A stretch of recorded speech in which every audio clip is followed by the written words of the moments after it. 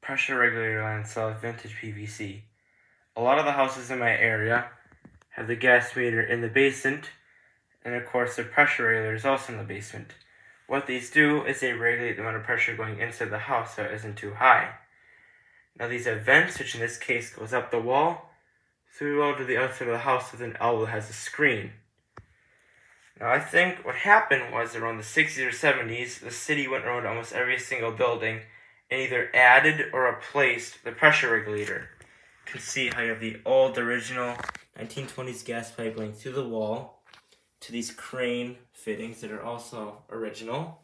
You can see these even continue on after the pressure regulator. And the pressure regulator is from the 60s or 70s, and it was spray painted gray just like the ones are now. And then they used the Schedule 40 PVC to make the vent. Now, Schedule 40 PVC nowadays is usually white, but back then you could get it in this gray color. Now, the pipe was made with a Triangle Conduit and Cable Company, and they're a common company around the 50s, 60s, and 70s. They put these red lines and markings that went all the way down the pipe. It's hard to see because it's been painted over. And then the fittings made by some sort of company called TPC. I think it was a Thermoplastics Corporation, but it could be wrong because they usually put a logo on the fittings. And then right below it is NSF, which is the National Sanitation Foundation.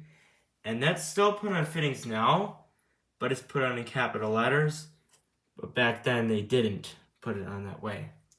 Another company they've seen a lot was GSR. See, it says it right there.